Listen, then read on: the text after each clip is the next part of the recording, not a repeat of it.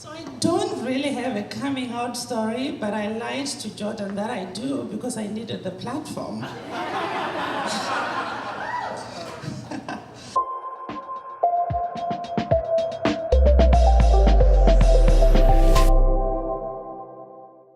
So I was born intersex. I do have a moving forward story, so maybe that helps. I was born intersex. And for those who do not know, intersex is a condition when a child is born with ambiguous parts and people cannot tell which is which. And in that case, when my mother gave birth to me, my parents decided to raise me as a boy. I have no idea what was going in ahead. But after a few years, 6, 7 years, that's when they realized, oops, maybe we made a mistake. And they tried to convince me to live otherwise. You know, they wanted me to hide it, to continue living as a boy, because they knew the community wasn't going to be very kind to their child actually realizing that it's actually a girl. But I said no. Right away, between 7 and 8 years, I just started living as a girl that I was, a girl that I am, which was very hard to do, especially because we were in Zimbabwe. So after a few years becoming an adult, I would get bullied for how I looked, because in the community, they expected me to live as a boy in school. They wanted me to wear the boys' uniform because that's what they were told when I started school. So I have been bullied the whole time because of how I looked and how I spoke and how I wanted to dress. And through this bullying, I remember these 2 men very vividly. They beat me up and said, "Why do you behave like a woman?" I said, "Well, I'm a woman. How am I supposed to behave?" Whilst they were beating me up, I lost hearing to my other ear. And I still do not hear with that other ear. So after that, one day when I was just feeling sorry for myself, I went to my grandmother's house. Said to my dad, "Can we drive to my grandmother's house?" I was just in that moment where I needed someone to cry to and someone to feel sorry for me. So we went to my grandmother and I said, "I don't know what I have done. My life is always going the other direction. I've lost hearing. I'm intersex and nobody loves me. Everybody's always laughing at me." And I cried so much that day. So my grandmother waited for me to finish crying and she said, "Are you done?" And I said, "Yeah, I think so." And she said, "Bitch, shut up." I am a bitch sometimes, so probably I get that from her. And she said, "Shut up. Who do you want to have that happen to them if it doesn't happen to you? Why don't you live your life the best way you know how? Teach people from that. Be kind to those that are ignorant." And my father added and said, "Why don't you also forgive those that have hurt you? Because then you are not going to give anything to the world if you're still angry, if you're still whining and moaning about your life." At the time, I thought they were really crazy because I had gone through so much. But after thinking, I was, my grandmother and my father, they are the most important people in my life.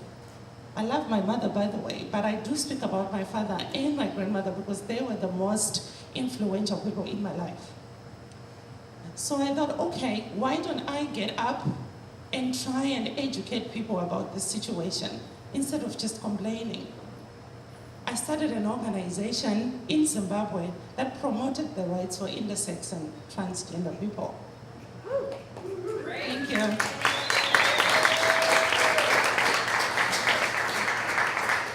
And what I learned from that experience is when you find joy in who you are, there is nothing that will stop you. No matter how hard it gets, you always know where you're coming from. And I was content with who I was and who I am. And I think it would be such a miserable life miserable life had I decided to just cry and whine about this situation. After a while, because Zimbabwe is hostile to situations like this, I decided to come to America to seek asylum. Oh boy, did I have a rude awakening.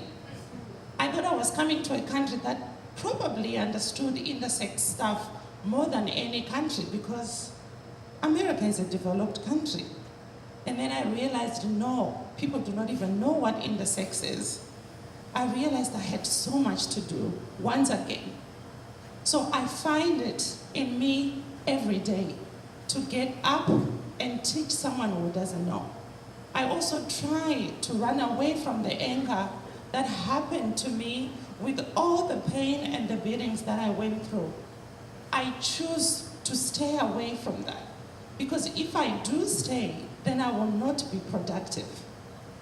There is no production when you feel so much anger and not do anything about it. I have to say, intersex is such a marginalized story. People do not, even in the LGBTQ community, because people like to incorporate us with the LGBTQ community, people still don't know what intersex is. And that really inspires me, instead of making me feel tired, because sometimes I think people, we get tired when we feel like we're not being embraced. So instead of feeling tired, that gives me energy. It fuels my energy to want to teach people in each and every platform that I get. Whether it's TV, whether it's talking, whether it's writing, I always find it in me to try and educate about this situation. The system here in America is built to go against everything that I am. I am a black woman, I am an immigrant, and I'm an intersex woman.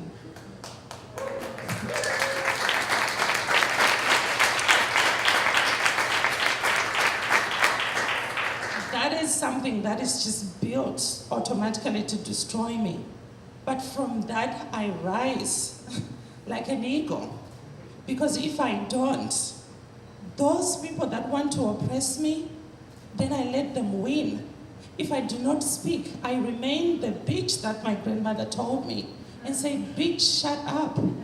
She called me a bitch because she realized in that moment, I was being a bitch to the people who had destroyed my life. So she said, if you continue whining, you're still a bitch. Don't you want to make a change? And that is what I want to do.